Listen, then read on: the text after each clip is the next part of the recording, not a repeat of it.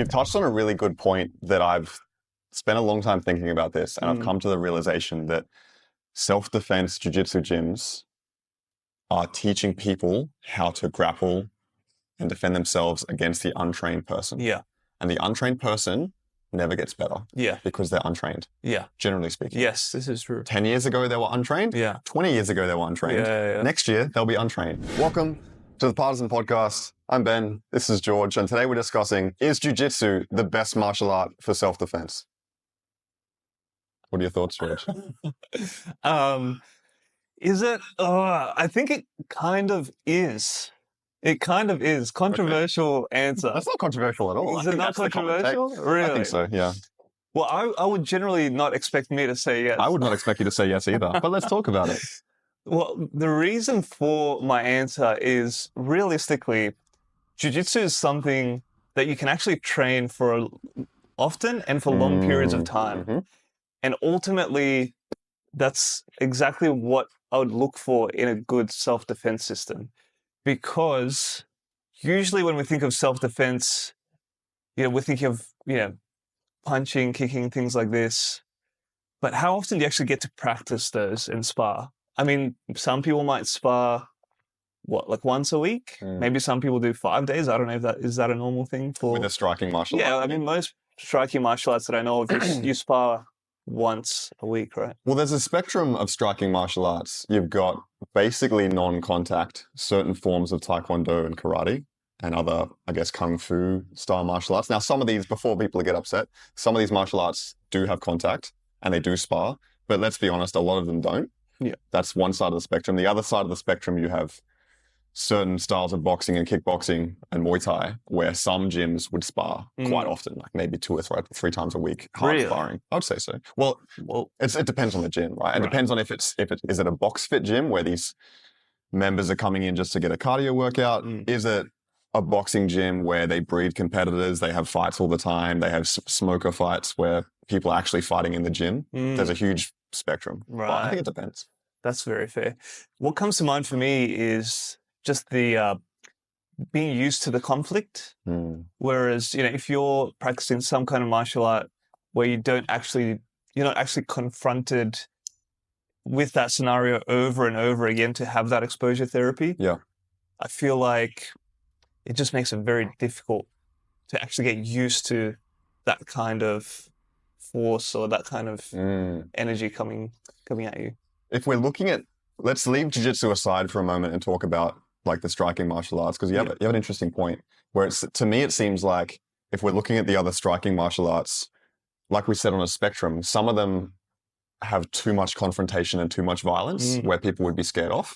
Like a boxing or a Muay Thai gym where they're breeding competitors and fighters. I would say a lot of people would be reluctant to join those gyms. And then you've got the other side of the spectrum where, like I mentioned, you've got more non-contact karate where people might be able to do it for many, many years, but how much are they actually practicing the confrontation? Well, it sounds to me like what you're saying is jiu-jitsu, you can start at the more gentle end of the spectrum and slowly increase the resistance. Is that kind of what you're saying? Yeah, that's exactly what I'm getting at. Well, I'm thinking of, the average Joe, the person that has a 9-to-5 job, not this athletic savage that is just automatically great at fighting, great at conflict. I'm thinking of the average person that's not used to conflict, maybe was even bullied in high school.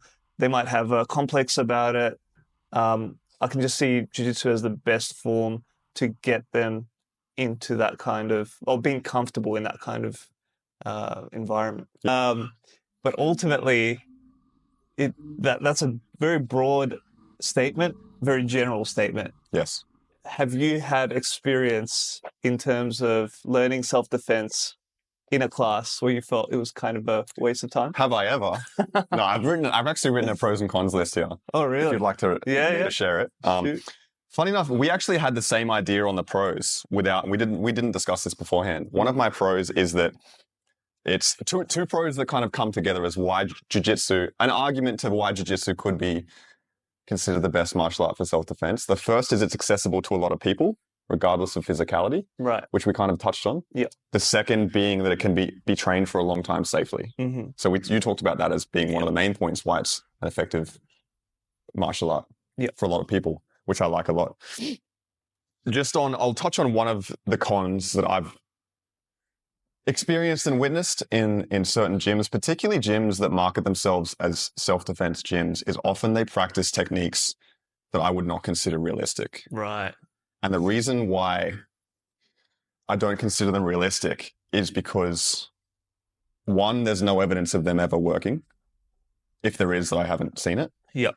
The second is they're not put under sufficient pressure testing. Okay. And I think sufficient pressure testing is the most important part of any combat sport or martial art when it comes to being realistic for practical application. Yeah. Okay, so we'll put aside, people do martial arts for many reasons. We'll put aside spiritual reasons, health reasons. Those are all excellent reasons, but let's just focus on the practical application of a martial art in a realistic situation. Jiu-Jitsu has many things going for it, but one of the cons I'd like to discuss is unrealistic techniques that don't get pressure tested. Right. So, I mean, maybe you've answered my question in that statement, but if I'm somebody that's just started jiu-jitsu, I'm at a school, we do self-defense maybe at the start of class, or maybe there's a specific self-defense class. Okay. How do I know this is bullshit? That's a great question. Is it just, I mean, you sort of touched on it. Is it pressure tested? I'll even play devil's advocate a little bit, or not devil's advocate. I'll be kind here to the other side and say, you won't know for sure that it's bullshit. I think the more interesting question is, how do you know that it's real? Yeah. That's the question you should ask. How do I know this is legitimate? This is a legitimate technique that will work in a real situation. Right. You should be asking that. Yeah. For everything. Even for a rear naked choke. You should be able to ask your coach. Obviously, it's a bit of a silly question, but let's play the game. Do you have any evidence that the rear naked choke is effective? And they will say, I have thousands of hours of real fights, of UFC fights, of MMA fights, where people are being put unconscious in a rear naked choke. The answer is yes. Yeah. So if someone asked me that, I would speak to them plainly and say, this is the evidence. It's a really good question. If you ask the question, is there any evidence that this hair grab defense to wrist lock is useful in a real street fight? They will get very upset that you asked that. Right. Because the answer is no. So is that the tell? Like that they're offended by your question? You should, well, it's a bit late. If you ask it and you upset them, it's kind of... Here's the thing. If you don't pressure test these techniques in the training room, how will you know they'll work in a fight? Yeah. How will you know? It's so hard to tell sometimes. How will you know? I actually had a question from a student this morning, and they said, oh, is this, it's not even important which guard, but like, is this guard legit? And I said, well, I've never seen it at high level comp, but I don't know. Yeah. Like I can't automatically discount it. Yeah. But that's, in terms of evidence, I haven't particularly seen it, but I haven't seen it not work either. So sometimes that's a great answer. The answer is a bit vague. That's a great answer. But it shows that you don't think you know everything as a coach. Yeah. You say, look, it might be, I'm not sure. Yeah. I do that a lot with students as well when they ask, we're doing a particular technique or whatever it may be. And then they ask a particular question. And then, so I try to demonstrate it on them. But I always make sure to say, like, if this doesn't work, just don't pretend for me. Like, let's test if this works or not. That's why this stuff works. Yeah. That's why this works. The reason why, and before anyone gets upset at me and they think that I'm anti self-defense schools or anti-Gracie schools, the reason why Brazilian Jiu Jitsu and Gracie Jiu Jitsu is so well known today is because it was proven to work. It was proven to work on the beaches of Brazil. Yeah. It was proven to work when the Gracies dojo stormed as many martial art gyms as they possibly can with a camera to film it. Yeah. To prove that it works. Yeah. It was proven in the UFC when they challenged as many martial art disciplines as they possibly could to say, we're going to prove this works. Yeah. That's how it started. Yeah. Here's what changed. It became a business. Right. It became a business. Okay. Money gets involved. No, for real. It becomes a business. And for you to run a business, purely from the financial point of view, you want as many members as you possibly can. Right. If your pure goal is to run a successful business, that's the metric you go by. Yeah. So you have a spectrum, but let's say 2 options. There's a spectrum of options. Let's say 2 options. And you want to market jiu-jitsu for self-defense. That's your business. Yeah. You could make it the most realistic and effective martial art ever. for self-defense. You could make it. You Yeah. could make a curriculum. You could make a training environment that absolutely pressure tests every single technique. You get it. You have multiple attackers. Every criticism of jiu-jitsu you could solve in a gym. You could start from the feet. You could involve weapons.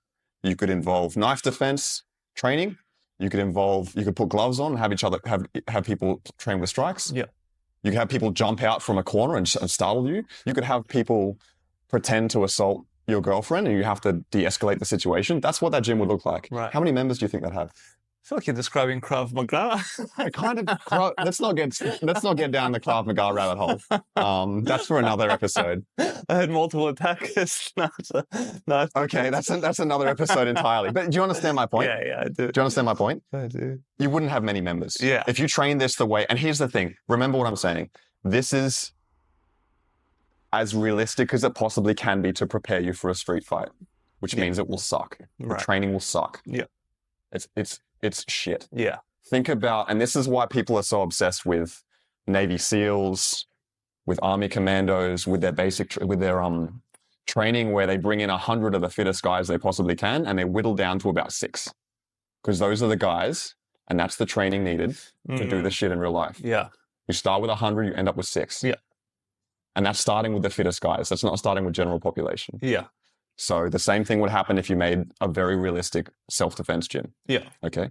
The other option is we'll still sell self-defense because a lot of people like the idea of self-defense. A lot of people think it's important, but let's just like water down it a little bit. Let's just like make it accessible for literally as many people as we possibly can. Yeah. So let's remove like some of that resistance. Yeah. Let's just like have like 30 techniques that we drill. Yeah. Let's do it like very softly.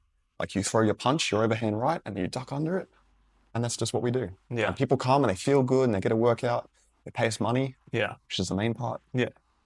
In all fairness, I think there is something good about having that on ramp. There is. You access more people. Yeah. There's a benefit to it too. I'm going to try and be as unbiased as I can. Yeah. There's a huge benefit to that, but you have to understand the drawbacks as well. Yeah. I think ultimately the hard pill to swallow is the best form of self-defense is having a really good takedown. And then ultimately also being able to pin somebody down effectively on the floor, which is both of those things are actually not that easy. Describing wrestling, but I mean, it's still part of grappling or submission grappling or jiu-jitsu. I don't really differentiate. That's one of my con points as well, if you'd like to move into that. What's your con point? A lot of these self-defense gyms don't start from the feet. Yeah. And they're selling self-defense, but they start from a guard pull situation. Yeah. They'll drill takedowns. Yeah. They won't practice takedowns. Yeah. But this comes back to my point also is, and your point earlier in terms of this as a business, the reality is it's actually really hard to get good at takedowns. Yes. 100%. Especially when you're older or if you don't 100%. have an athletic 100%. background. Yeah. It's actually very difficult. And that's a hard pill to swallow. Yeah. I mean, we do, starting from standing in this gym a lot. Yeah, we do. But when we do have, like currently we're just finishing our second week of focusing on stand-up and wrestling. And people are loving it, but also they're feeling very sore as well. And there's the class numbers, I'll be honest, the class numbers are smaller than when we just do groundwork. Yeah. We both noticed it. Yeah. That's the reality of it. Yeah. You mentioned something very interesting. You said learning to wrestle is hard, right? George, fighting someone in the street is fucking hard. It is. Defending yourself, no, legitimately, defending yourself from someone who's attacking you is fucking hard. It is, but... Can anyone disagree with me? Yeah. But I want to give you money to make me feel good. Okay. I can make you feel good, brother. I can do that all day. Make me feel good. You can, yeah. And a lot of this comes from, and here's my problem, is a lot of people get a false sense of confidence because they're like, I've been training for 2 years in a gym where we focus on self-defense. That means I can handle myself in a fight. And they've never pressure tested any of it. Yeah. And it's like, how much do you know? Yeah. You can hold yourself in a fight. Yeah. How much do you know? Yeah. You think you can? Maybe you can.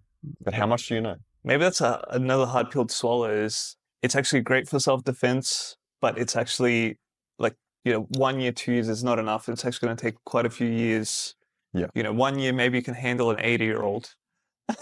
Can I? 2 years. Let's bring him in and find out. Ben Let's fights my grandmother. Bring a drunk guy off the street. Here, and I'm going to switch back to the pros now because I feel like I've been on a con tangent for a little bit. So just to be unbiased, like the unbiased commentator that I am, George, is that it's much better than no training. I just want to make that clear. So if you're listening to this and you're like, I'm training at a self-defense gym or any gym really, and I don't, now I'm not too sure if this was a good move, if it's not realistic. Look, it's much better than doing nothing. I'm not going to argue that. It is much better than doing nothing. But there is a spectrum of how effective something is. And my whole point here is if you're not pressure testing the techniques you're learning under the situation as close as possible to what you'll face in the real life, you don't know until it happens. Yeah. You just don't know.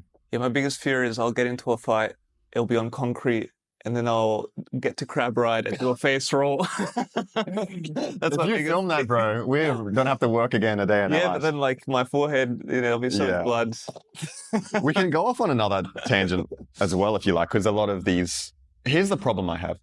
One of the problems, I have many problems, George, but this is one of them, is that a lot of these self-defense gyms are very critical of sport gyms and competitive gyms because they say they're not learning real jiu-jitsu.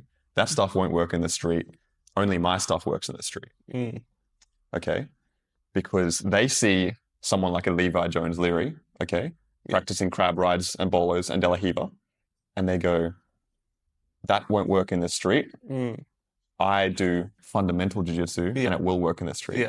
And my argument to that is that if you tried to punch Levi in the head, he would blast double you, mount you, and choke the fuck out of you. Right. Or punch you in the head. Just because you see them do something in a competition scenario does not mean that's all they can do. Yeah. These people are highly trained grapplers. They train for several hours per day against the toughest competition. Yes, in the rule set, but still under a tough competition environment. They will beat the fuck out of your average person. Yeah. Easily. I've found that... Sorry, man. Hello, Ben speaking. Well, look, what I've found is, there are all these, bolos and all these really intricate jiu-jitsu movements that come up, but they only come up because the other person is really good at jiu-jitsu. So what I've actually found is, for example, passing the guard against a really advanced person, you might have to do, 3 different sequences and different guard passes and things like this, whereas often against a white belt, the best pass is just a very simple knee cut. And it works so effectively and efficiently. So I would definitely imagine, in a self-defense scenario, you really just have to use like the bare bones. The most basic. The very basic. And I think I felt that as well at like when I got to a certain point in blue belt and that sort of anxiety of self-defense or being able to defend myself if I was in a confrontation, that kind of disappeared. Because I kind of got to this point where I was okay at all those basics and the meat and potatoes kind of moves. And now I was forced with, okay, if I want to get better, I'm sort of doing these intricate, very sport jiu-jitsu specific movements. Whereas I don't really have to, work on the other things consciously as much. Did you sort of feel that as well? Absolutely. You've touched on a really good point that I've spent a long time thinking about this, and I've come to the realization that self-defense jiu-jitsu gyms are teaching people how to grapple and defend themselves against the untrained person. And the untrained person never gets better. Because they're untrained. Generally speaking. Yes, this is true. 10 years ago, they were untrained. 20 years ago, they were untrained. Next year, they'll be untrained. Because of that, and that makes sense. So what they're teaching, like their philosophy of teaching against the untrained, makes complete sense. They'll throw a wild haymaker, whatever it is. Here's my problem with that scenario, is that, and just to move to competitive gyms, the blue belts now are better than they were 5 years ago. They're better than they were 10 years ago. In 10 years' time, the average blue belt will be much better than they are today. I feel like that's not a controversial statement. I don't think so. But I could be wrong. I don't know. We'll see. Let me know in the comments if I've upset you with that statement. Blue belts are getting better. Everyone's getting better because the technology is evolving for this rule set. Let's be specific, right? When it comes to self-defense gyms, because they're fighting against the untrained grappler, the untrained opponent. They don't feel the need to progress their techniques. Yeah. It would be inefficient or it's just completely unnecessary. I think it isn't, though. I think it's completely necessary. Well, how can you, because somebody that's untrained, you can't force them to give you certain reactions. So it makes it very hard. You can by pressure testing it. I know what you're saying, but listen, they have techniques that are 20 years old. Yeah. I think they could be, even against I know the untrained grappler hasn't got the untrained fighter, the untrained opponent has not improved. Yeah. That doesn't mean we have to stay where we are. Yeah. We can get better too. Yeah. And here's my problem with a lot of the self-defense gyms, and it's not because they're self-defense gyms, it just happens to be that they stick to traditions. Yeah. And they're often in these large affiliation models. With an affiliation model, you were given a list of techniques that's put on the wall and it's laminated. Yeah. And those are the techniques you learn. 20 years ago, those were the techniques you learn. In 20 years' time, those will be the techniques you learn. Here's my problem with that. If you learn a better way to do a guillotine choke, what do? Do you update the list or do you just leave it? And most gyms, in my experience, just leave it. And they go, look, the untrained person hasn't improved. We don't have to either. Yeah. We can teach them the same guillotine choke that worked 20 years ago. Yeah. My argument is you can also get better. You can become more efficient. You can have a sharper technique and you can refine and improve your curriculum. Yeah. And still be focused on self-defense. But the way you do that is only through resistance training. Yeah. The only way, because otherwise how will you know what works? This is very fair. I always think of, in these kind of conversations, I always think of, have you seen Keenan Cornelius where he mentions like the reason why, you learn bolas is if you get in a street fight with somebody else that's good at jiu-jitsu. You start doing bolas. And then you're like, at that point it escalates and you're doing bolas. I have, and I find that very interesting. Obviously, you're not going to do bolas in the street, but he makes an interesting point. I'd love to see. Well, he makes an interesting point. Is there a video out there of like two guys are in a street fight, but they both like are really good at jiu-jitsu? I've heard a story. It's not a video, but I've heard a story. It was probably on Reddit where a guy said that he got into an altercation, whether it was road rage or a pub, and he shot like a really nice double leg and the guy sprawled on it. And they were like, wait a minute. Yeah. And they I don't know if they fought or they were like, they stopped fighting and they became friends. I can't remember how the story ended, but I thought it was hilarious. Yeah. And this is on Reddit, look, so I'm sure it raises a really good point. More and more people are learning jiu-jitsu right now. Yeah.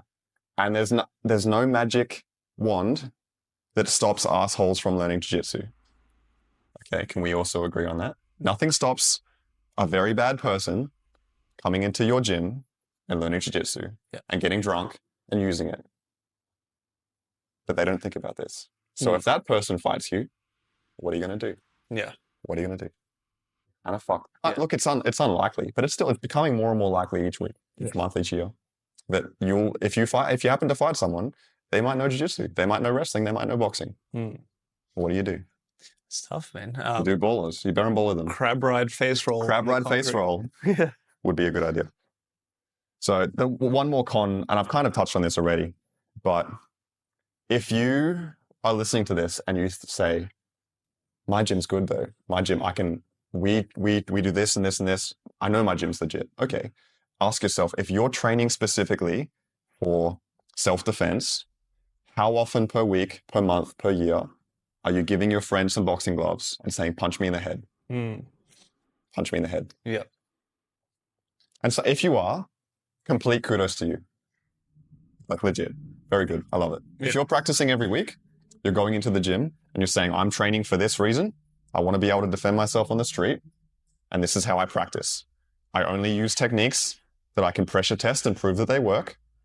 And as often as I safely can, I practice with strikes. I practice with kicks. You can practice with weapons if you want to. As safely as you can. Yeah. If that's what you want to train for, I think that's like a noble pursuit. I honestly think that's good. That's what I started training for self-defense too.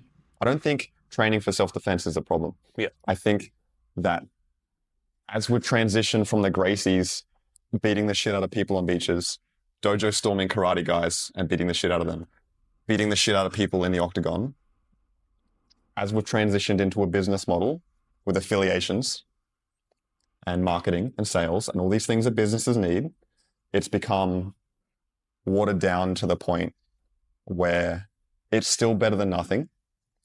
but it's far from what it used to be. Yeah. And I think a lot of people will actually agree with me on that. People that might not normally agree with me on other things. Yeah. But maybe I'm wrong. Yeah. I don't know. Yeah, I think that pretty much sums it up. Yeah. Do you have any other last thoughts I do. on this? I haven't talked to George about this, but I'm just going to spring it on him now.